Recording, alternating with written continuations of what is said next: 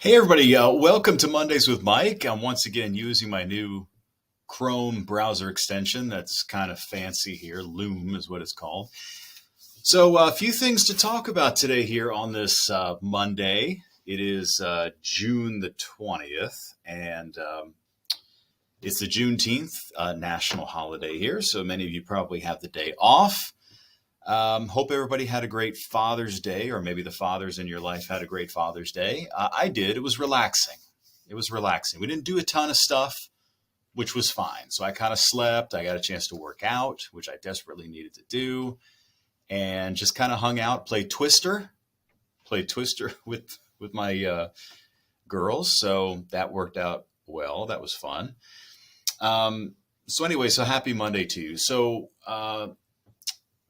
what am I going to talk about today? What are we talking about today? Well, I'm going to talk about Saharan dust because I got an excellent question from Bill. And Bill's question was, seems like we hear more about this Saharan dust now than we ever used to. Why is that? And it was an excellent question. And so I came up with a pretty decent answer, and I'll tell you about that here coming up in a few minutes. We're also going to be talking about an omega block. What is an omega block? What in the world is that?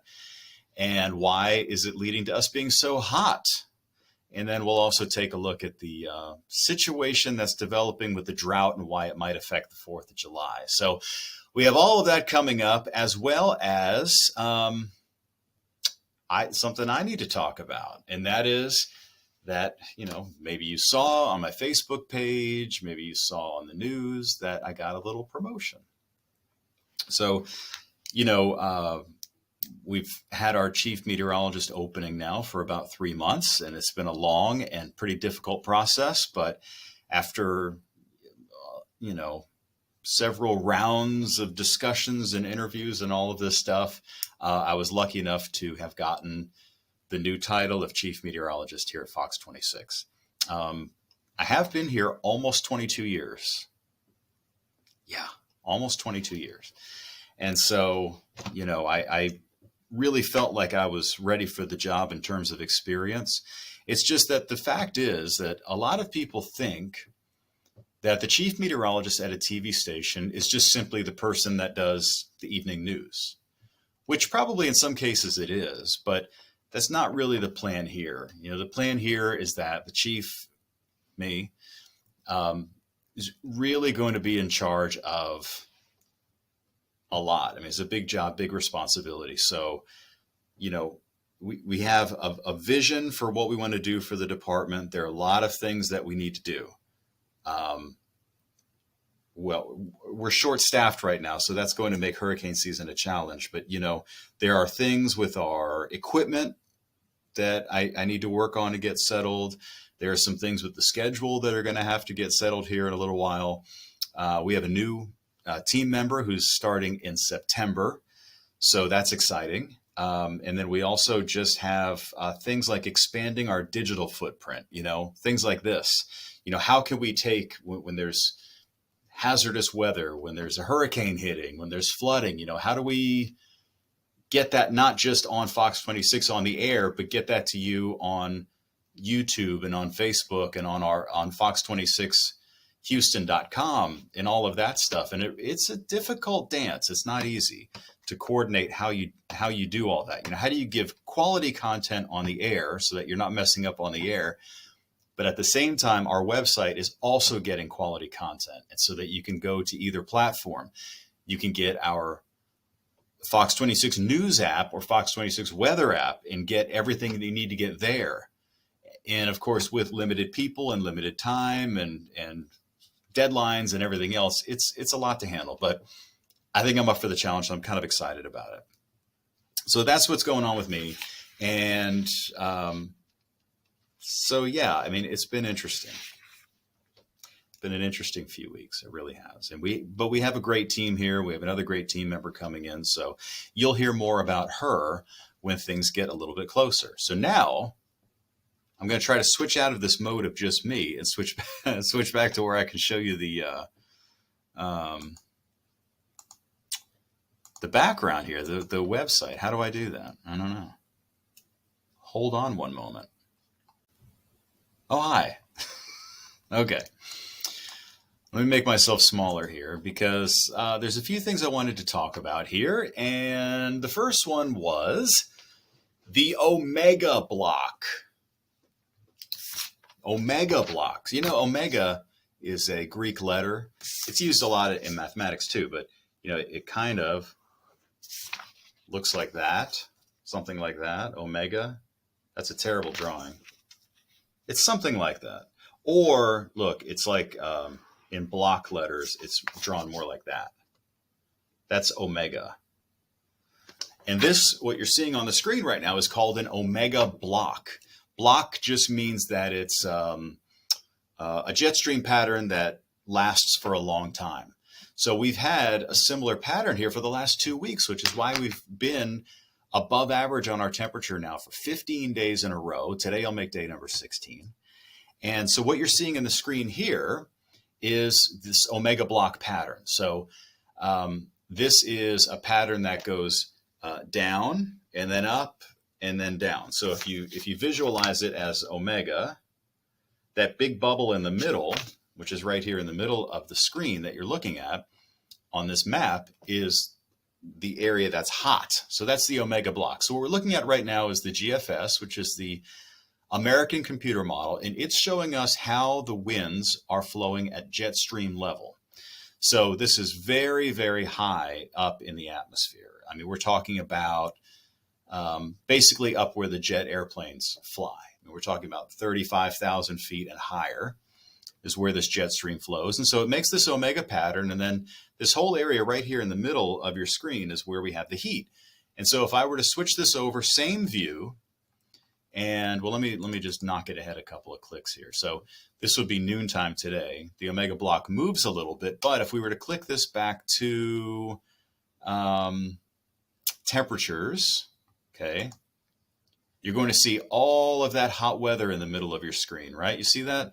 How where that omega block went up, this is where all the hot weather is. So you've got, you know, 90s and 100s here in Texas, and then you've got 90s up here in Nebraska, and you've even got 90s up here in Ontario, Canada.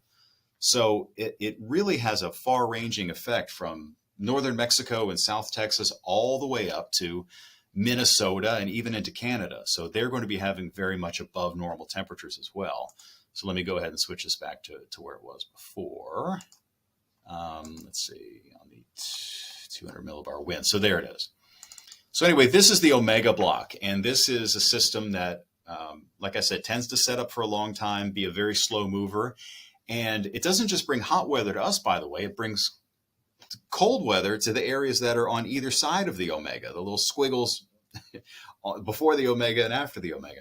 So New England, like today, you know, they're like in the 50s this morning, and places like Boston are only going to top out around 70, maybe the low 70s, compared to like Minneapolis, which is going to be 100. And of course, Texas, you would expect to be hot this time of the year, but it's also much cooler out in the Rocky Mountains. And like I said, in the areas that are in that dip before the omega. So that's the omega block.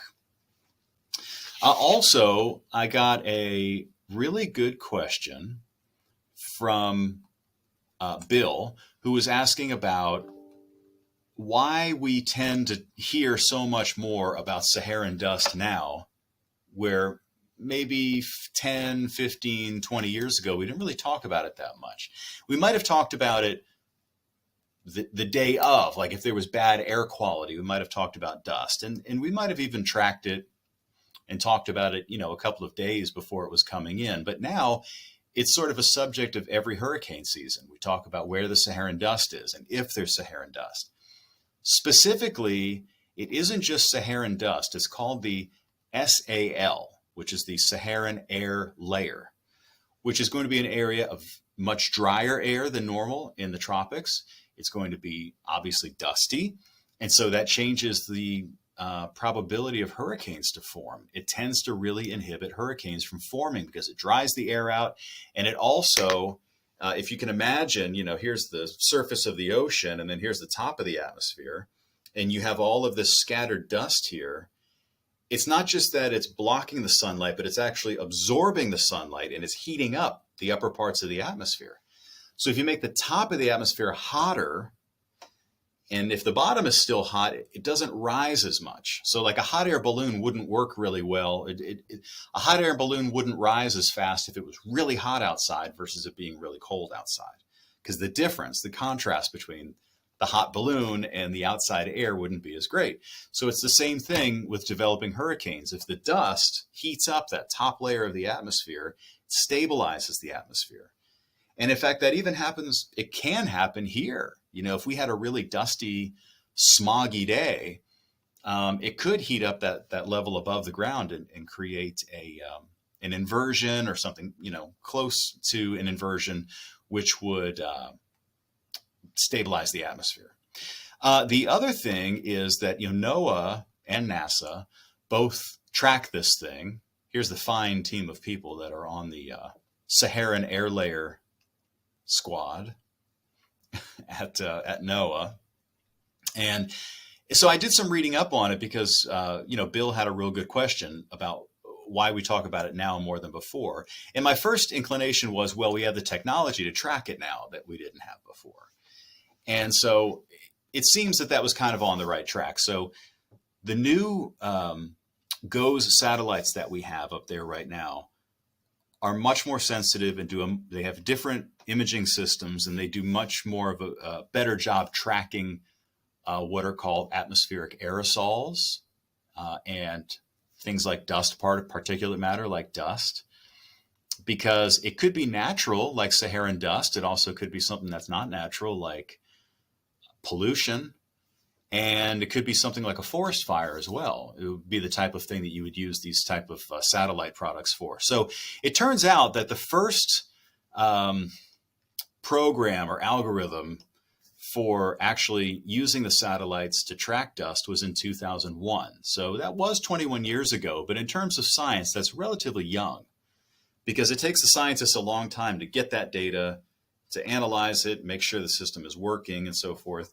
So it really wasn't until between around 2005 and 2011 or so that we really started doing a lot more research into this Saharan air layer.